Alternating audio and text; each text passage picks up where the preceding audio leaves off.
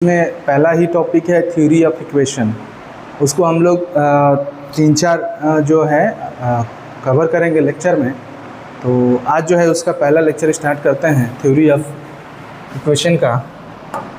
देखिए,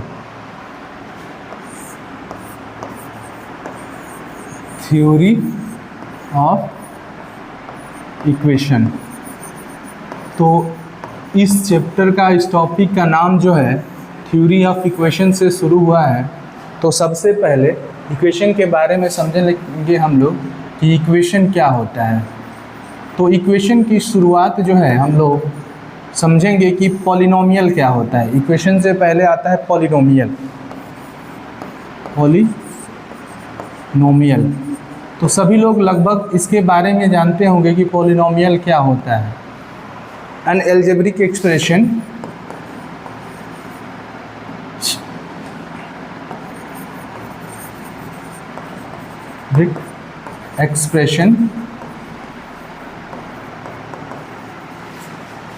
in which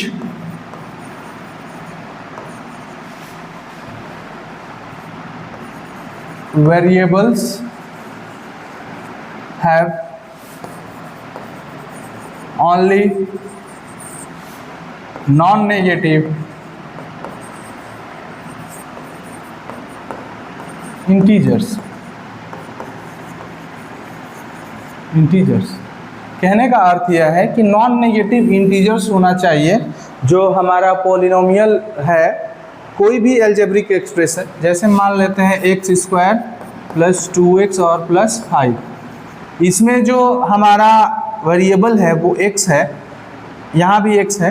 तो x का जो पावर है वो हमेशा क्या होना चाहिए? नॉन नेगेटिव, मतलब हमेशा पॉजिटिव इंटीजर्स होना चाहिए। तो उसे हम लोग बोलते हैं पॉलिनोमियल। उदाहरण नंबर 1, उदाहरण नंबर आप 2 देख सकते हैं। 3x² + 3 के पावर x के पावर 1/2 और +5।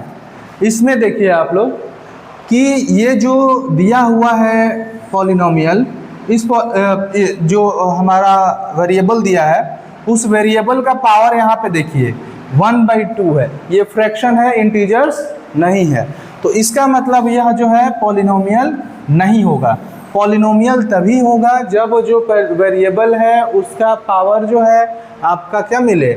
नॉन नेगेटिव इंटीजर्स मिले, तो उसे हम लोग पॉलिनोमियल बोलते हैं। अब पॉलिनोमियल जो है कई टाइप्स के होते हैं, आप लोगों ने पढ़ा होगा। एक पदीय होता है, द्विपदीय होता है और त्रिपदीय होता है। तो इस तरीके के कई सारे पॉलिनोमियल्स होते हैं जिसमें कि हम लोग आगे देखते हैं कि कैसे कैसे पॉलिनोमियल आते हैं। चलिए अब देखिए कि पॉलिनोमियल जब आ गया तो इसको पॉलिनोमियल को px, gx या qx से प्रदर्शित करते हैं, जहां x जो है उस पॉलिनोमियल में यूज्ड वेरिएबल है। ठीक है, तो पॉलिनोमियल के बाद अब आता है इक्वेशन। कि इक्वेशन क्या होता है? तो यदि हमारा कोई भी पॉलिनोमियल है उसके बराबर अगर हम लोग 0 रख दें राइट हैंड साइड में, तो यह जो फॉर्म बनता है, यह जो रूप बनता है उसको बोलते हैं इक्वेशन। उसको बोलते हैं इक्वेशन। ठीक है, तो कई टाइप से इक्वेशन है जिसके बारे में पढ़ना है। सबसे पहला देखिए,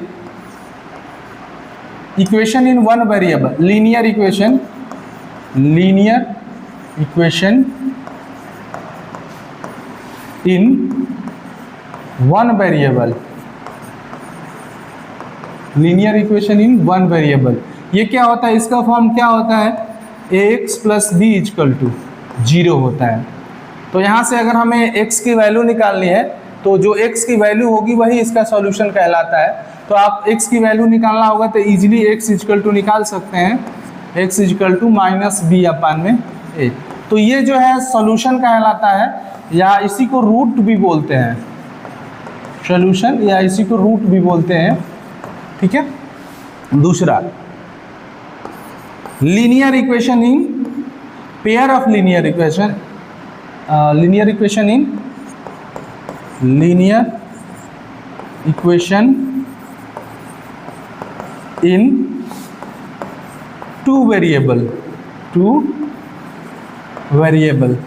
दो वेरिएबल्स में लीनियर इक्वेशन का जो जनरल फॉर्म होता है वह होता है ax प्लस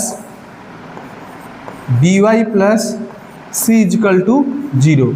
यहाँ हमने लीनियर क्यों लिखा है? क्योंकि जो इसमें वेरिएबल है उसका पावर सदैव क्या बन रहा है? 1 बन रहा है, तो इसलिए इसको हमने लीनियर लिखा। ऐसे इक्वेशन जिसमें यूज्ड वेरिएबल है उनका पावर जो है हमारा क्या हो? 1 हो, हाईएस्ट पावर, उसको हम लोग लीनियर इक्वेशन कहते हैं। तो ये हमारा लीनियर इक्वेशन है where a b c are the real numbers, where a b c है वो रियल नंबर्स हैं,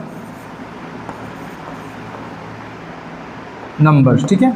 ए and b is not equal to 0 because अगर ए और बी 0 हो जाता है तो फिर ये इक्वेशन संभव नहीं होगा। मान लीजिए ऐसे ही है कि मान लीजिए 0 into x plus 0 into y और प्लस 4 इक्वल टू 0, ये संभव है? नहीं संभव है, नॉट करेक्ट। तो ए और जी 0 नहीं होगा, बाकी रियल नंबर्स होंगे। चलिए आगे देखिए। लीनियर इक्वेशन,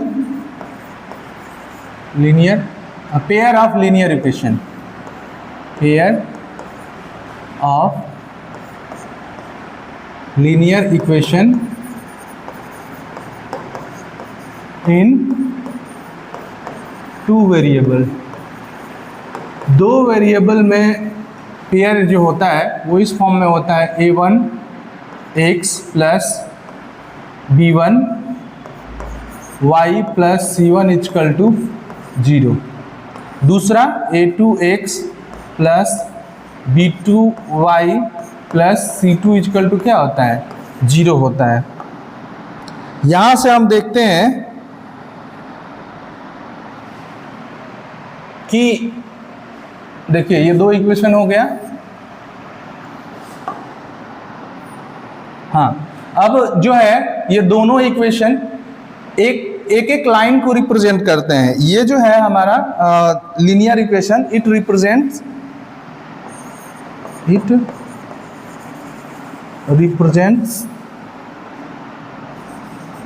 ए लाइन, ठीक है। तो ये है हमारा, तो ये जो है it represent two lines, it represents to line. ये दोनों जो है एक लाइन को रिप्रेजेंट करेंगे, यानी पेयर ऑफ आपका क्या बन जाएगा? लाइंस बन जाएगा। अब ये लाइंस कब लाइंस है तो कब यह जो लाइंस होंगी यह इंटरसेक्टिंग होंगी, इंटरसेक्टिंग, या फिर पैरेलल होंगी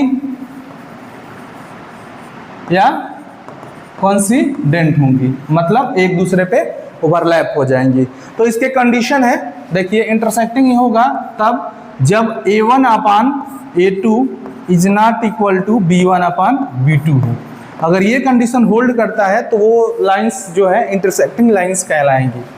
अगर ऐसा कंडीशन होल्ड करता है कि a1 upon a2 equal to b1 upon b2 equal to c1 upon c2 हो तो ये जो है पैरेलल लाइंस मिलेंगी। और अगर ऐसा कंडीशन है इसका a1 अपान a2 बराबर हो जाए b1 upon b2 is not equal to c1 upon c2 के, तो ये आपका जो है कोइंसिडेंट लाइन कहलाती है। चलिए अब आगे देखिए। अब अगर ऐसा होता है कि इंटरसेक्टिंग लाइन मिलता है या ये कंडीशन होल्ड करता है तो उसको बोलते हैं कि यूनिक सॉल्यूशन है। क्या है?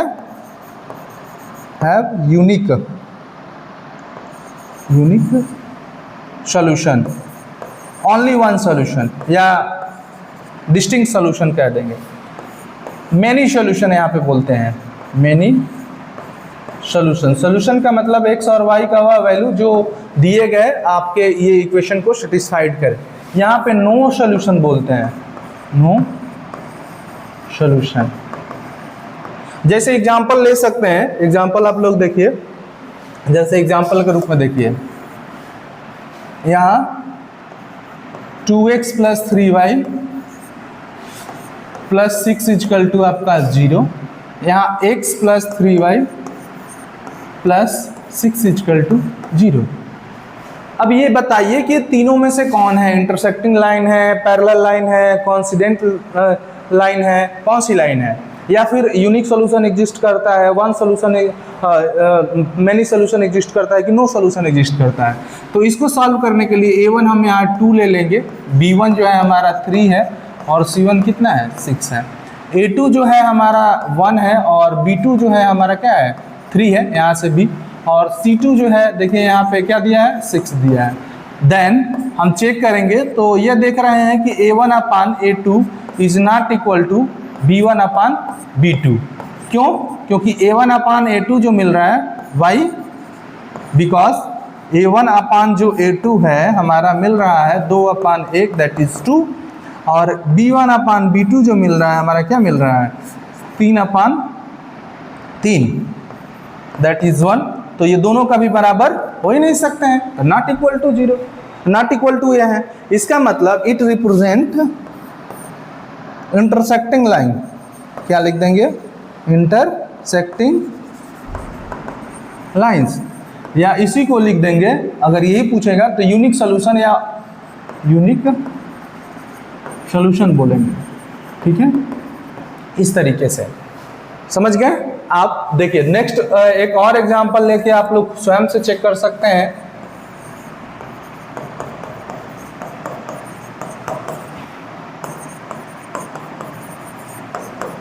ये आप बताइए कि कौन सा जो है लाइंस है, इंटरसेक्टिंग लाइन है या फिर आपका पैरेलल लाइंस है या फिर आपका कोइंसिडेंस लाइन है।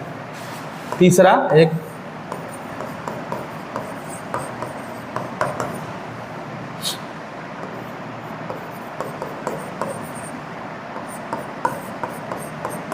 बताइए।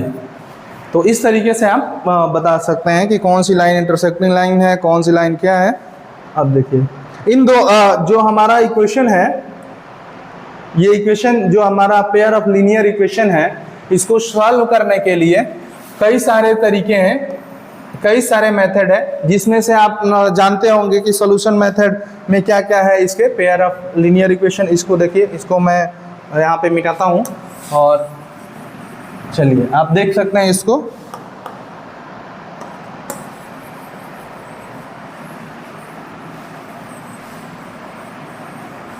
इसको सॉल्व करने के लिए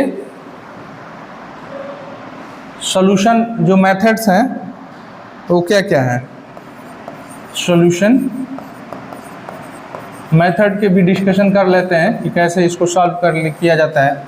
सबसे पहला जो है सब्स्टिट्यूशन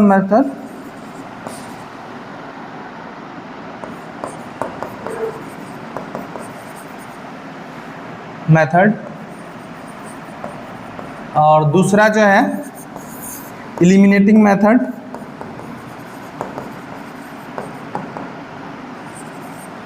या एलिमिनेशन मेथड भी बोलते हैं इसको, और तीसरा जो है हमारा क्रॉस मल्टीप्लिकेशन मेथड।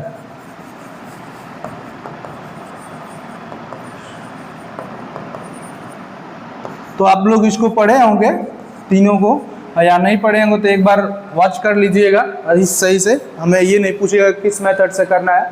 आप सब्स्टिट्यूशन में जो है एक्स का किसी एक वेरिएबल का टर्म में निकाल के और दूसरे में जो है आप लोग रख के सब्स्टिट्यूट कर देंगे। एलिमिनेशन में मेथड में जो है क्या है कि दोनों का वेरिएबल, एक वेरिएबल का कोफिशिएंट है बराबर करके माइनस कर देंगे। क्रॉस मल्टीप्लिकेशन में आप जो कर ही लेंगे। चलिए आगे बढ़ते हैं। क्वाड्रेटिक इक्वेशन, ये जो है मेन है कि आपका क्वाड्रेटिक इक्वेशन क्या है, और यही मेन है।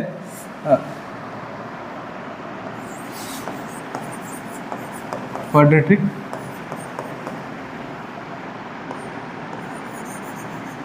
इक्वेशन, चलिए general form of quadratic equation.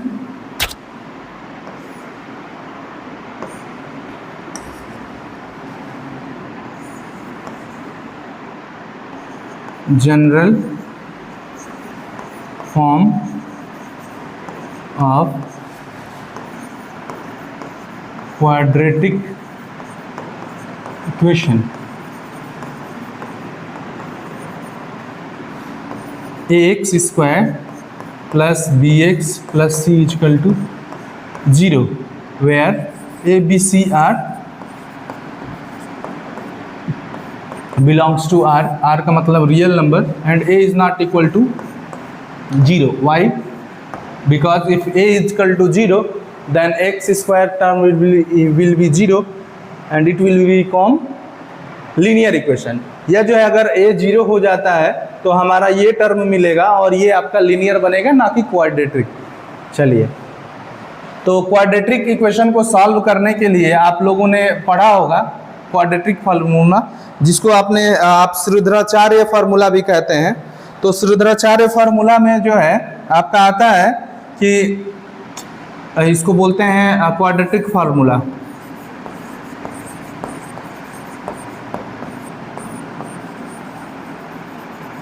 Quadratic formula या x इक्वल टू आता है minus b plus minus root में बी स्क्वायर माइनस 4ac और बाई में 2a होता है. वेयर जहाँ b स्क्वायर माइनस 4ac को d से रिप्रेजेंट करते हैं और इसको बोलते हैं डिस्क्रिमिनेंट, विविधकर. इसको हिंदी में बोलते हैं विविधकर. क्या बोलते हैं? विविधकर. अब इसी पे डिपेंड करता है कि हमारा विविधकर जो है कितना है. तो वहाँ से हमें इसके जो क्वाड्रेटिक इक्वेशन है इसके दो सॉल्यूशन मिलते हैं. इसके सॉल्यूशन कितने मिलते हैं? 2 मिलते हैं. सॉल्यूशन का मतलब रूट, अगर रूट भी वर्ड यूज करें तो हम लोग, तो ये जो होता है अल्फा और बीटा होता है. अब अल्फा बीटा क्या होगा? रियल होगा या कॉम्प्लेक्स होगा या यूनिक होगा या फिर इक्वल होगा. यह जो है इस बात पे डिपेंड करता है कि विविधकर आपका क्या है. तो नेचर ऑफ इक्वेशन जो होगा आपका, इस नेचर ऑफ सॉल्यूशन वो डिपेंड करेगा डी पर. और कैसे डिपेंड करेगा? डी पर. इस तरीके से देखिए, डी बराबर क्या होता है? B square minus 4ac. यदि डी ग्रेटर देन 0 मिल रहा है तो 2 डिस्टिंक्ट रूट्स मिलेंगे या सॉल्यूशन मिलेंगे, जिसको हिंदी में बोलते हैं 2 भिन्न मूल.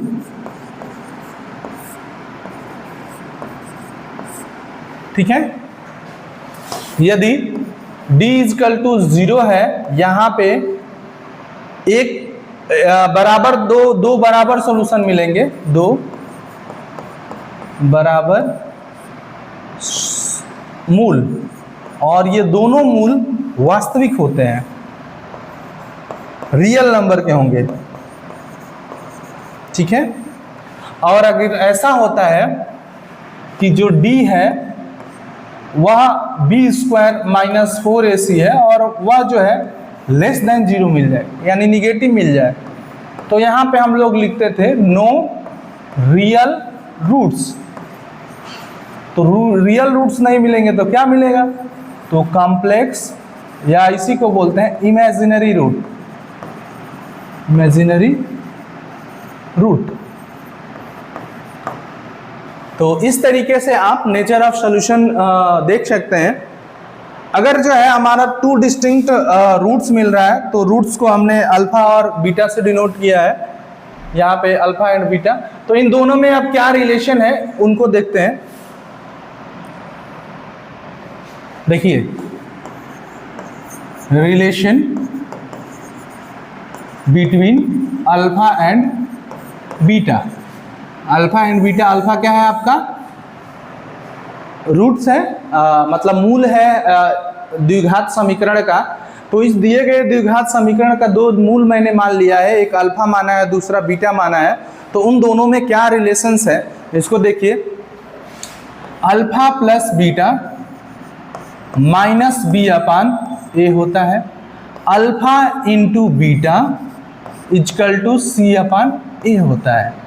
एक और रिलेशन आप चाहें तो इस तरीके से लिख सकते हैं कि अल्फा प्लस जो बीटा है, अगर इसका स्क्वायर करना है, या इसको ऐसे लिख सकते हैं कि आप जो है यहाँ से अल्फ़ा माइनस बीटा का, ये वाला देखिए, अल्फ़ा माइनस बीटा का होल स्क्वायर इजकल टू अगर निकालना हो तो आप कैसे निकालेंगे, यहाँ से alpha square plus beta square और -2 अल्फ़ा बीटा लिख सकते हैं।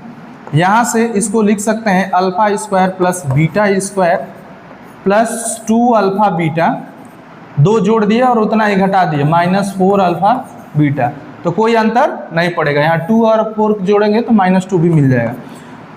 इसको हम लोग एक साथ ले लेंगे यहाँ से, तो इसको लिख सकते हैं alpha square plus beta square plus 2 alpha beta -4 alpha beta, तो इसको लिख सकते हैं अल्फ़ा प्लस बीटा का होल स्क्वायर और -4 अल्फ़ा बीटा।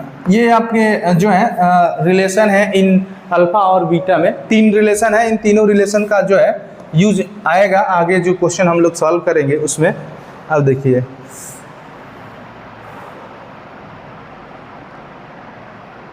क्यूबिक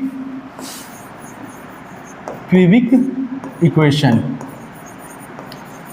आपका क्यूबिक इक्वेशन क्या होता है, जनरल फॉर्म क्या होता है, ax cube plus bx square plus cx plus d equal to जो होता है 0 इज कॉल्ड जनरल फॉर्म, या इसको हम लोग व्यापक रूप भी बोलते हैं। तो क्यूबिक का जो व्यापक रूप होता है ये होता है जहां एक्स क्यू का गुणांक का मतलब होता है कोफिशिएंट, जो है हमारा कितना मिल जाएगा, a मिल जाएगा। यहां से एक्स स्क्वायर का जो गुणांक है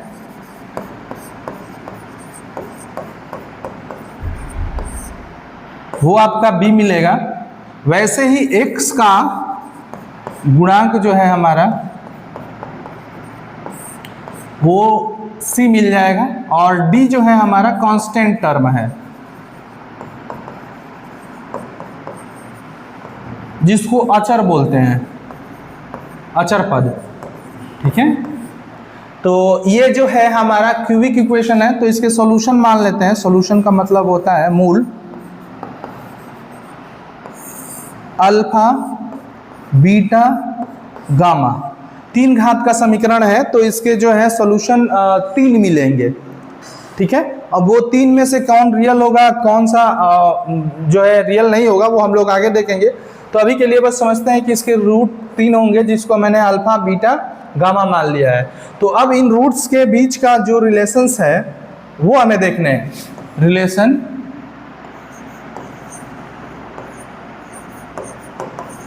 एमंग अल्फा बीटा गामा, इसको हिंदी में लिखते हैं अल्फा बीटा गामा में संबंध, ठीक है।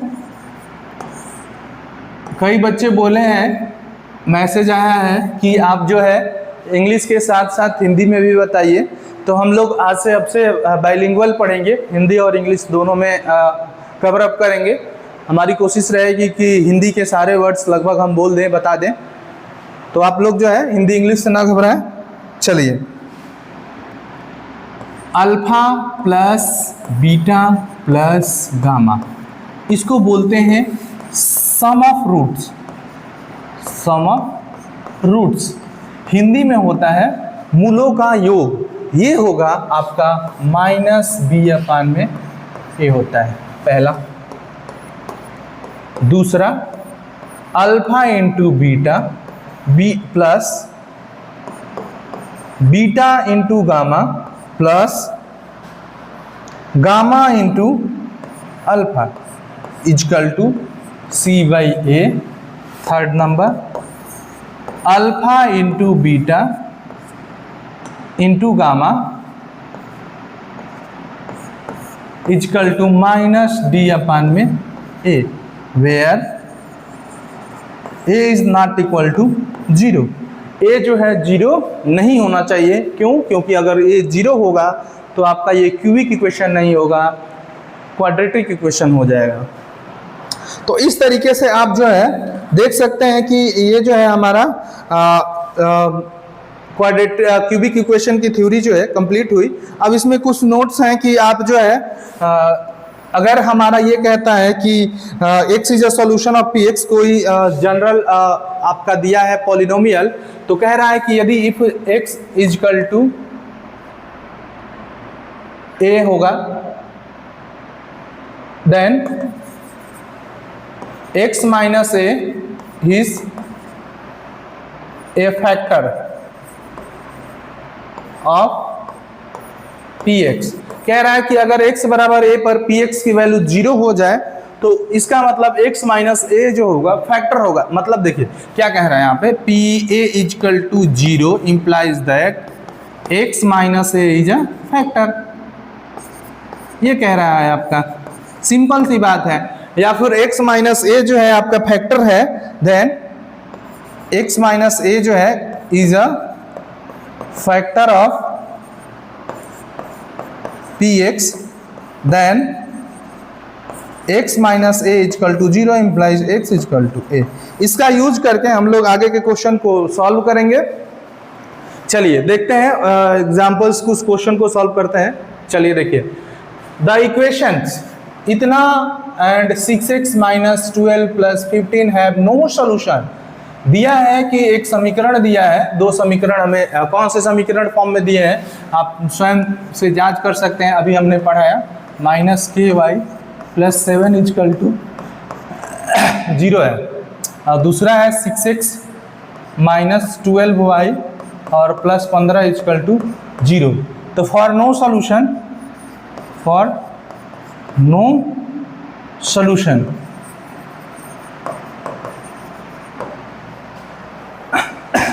नो सॉल्यूशन के लिए क्या होता है, a1 upon a2 is equal to b1 upon b2 is equal to not equal to c1 upon c2 होता है। यहाँ से a1 की वैल्यू आपका 2 है और a2 की वैल्यू कितनी है, 6 है। तो इसको लिख सकते हैं 2 अपान 6 इजकल टू माइनस के अपान 12 इज नॉट इक्वल टू 7 अपान 15। तो यहाँ से देखिए ये दोनों बराबर होगा, इसका मतलब 2/6 इज इक्वल टू माइनस के अपान 12। यहाँ से k इजकल टू मिल जाएगा 2 इंटू 12 बाई में 6 माइनस लगा देंगे तो ये 2 बार में जाएगा, तो माइनस आपका क्या मिल जाएगा 4। तो k इजकल टू आपका जो मिला आंसर -4 मिला। तो यहाँ से आप देख सकते हैं, सॉरी यहाँ पे -12 दिया है तो यहाँ पे माइनस लगा लेंगे, तो माइनस, तो ये माइनस माइनस प्लस हो जाएगा। तो 2 इंटू 12 और बाई में 6 हो जाएगा, तो आपका जो है 4 मिल जाएगा। तो 4 जो है आपका करेक्ट आंसर है इसका, k इजकल टू 4। ठीक है, नेक्स्ट क्वेश्चन देखते हैं। कह रहा है, देखिए यूपी पीजीटी 2016 में ये क्वेश्चन पूछा है और 2019 में ही पूछा है। कह रहा है कि मान लीजिए अल्फा बीटा समीकरण इतने के हल है, मूल है मतलब हल है। इसका मतलब देखिए गिवन है, समीकरण जो हमारा दिया है वह इस रूप में दिया है x square plus ax plus aq is equal to 0, और ये दिया है कि अल्फा और बीटा समीकरण के मूल हैं। तो अगर हमारा ये समीकरण के मूल है तब अल्फा प्लस बीटा की जो वैल्यू आएगी -a अपान 1, यहाँ b के जगह पे क्या है a है, इसका मतलब क्या मिल जाएगा -a, इम्प्लाइज दैट लिख सकते हैं अल्फा प्लस बीटा जो है -a आ रहा है, ठीक, तथा अल्फा इंटू बीटा मूलों का जो गुणनफल है वह c अपान में आता है, तो c की जगह पे क्या है aq है। ठीक, ये दूसरा इक्वेशन है। अब देखिए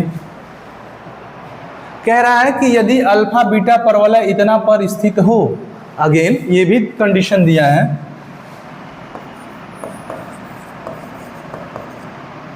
कि अल्फा बीटा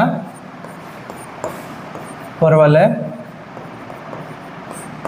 y2x पर स्थित है। इसका मतलब इसके इक्वेशन को ये क्या करेंगे, सेटिस्फाई करेंगे। यहां से हम लिख सकते हैं beta square is equal to alpha. ये थर्ड इक्वेशन हो गया। इस थर्ड इक्वेशन का जो है हम लोग वैल्यू रखेंगे सेकंड में। तो समीकरण 3 का मान 2 में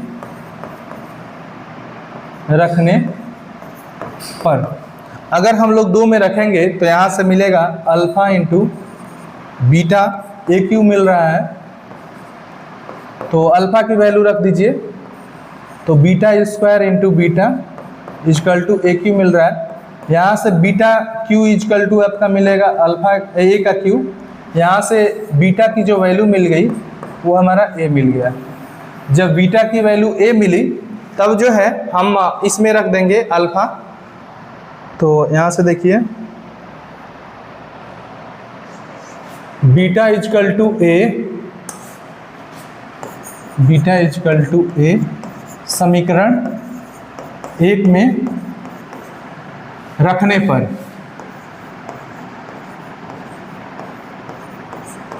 तो समीकरण 1 है alpha plus beta is equal to कितना दिया है, माइनस है। तो यहाँ से आप जो है अल्फा और plus a is equal to minus a implies that alpha की जो वैल्यू मिली वह -2a मिली। अब जब अल्फा का मान मिल गया तब समीकरण 3 से, समीकरण जो हमारा 3 है वह है आपका beta square is equal to alpha. यहाँ से आप बीटा की वैल्यू आप रख देंगे। देखिए बीटा की वैल्यू क्या है आपका, beta square is equal to alpha. तो बीटा की वैल्यू ए मिला है, तो 1 स्क्वायर इजकल टू -2a। यहाँ से देखिए ये वाला इस साइड आ जाएगा, तो a square plus 2a is equal to 0। यहाँ से a कॉमन कर लेंगे तो a प्लस आपका 2 मिलेगा is equal to 0, implies that a is equal to या तो 0 मिलेगा या तो -2 मिलेगा। तो अगर ये ऑप्शन में है आपके तो वो जो है आपका करेक्ट आंसर है। तो यहाँ से देखिए एक जो है हमारा क्या मिल रहा है, किसकी वैल्यू, ए की वैल्यू। तो हमसे क्या पूछा है, तो समीकरण के मूल पूछा है, मूल पूछा है ना, तो ए की वैल्यू मिला है तो हमें अल्फ़ा और बीटा की वैल्यू निकालना है ना। तो अल्फ़ा की वैल्यू और बीटा की वैल्यू निकाल दीजिए। अल्फ़ा इजकल टू क्या हो जाएगा, यहाँ से देख लीजिए ये दोनों बराबर है अल्फ़ा बीटा, किसी में भी रख दीजिए। तो अल्फ़ा बीटा निकालना है हमको। तो चूँकि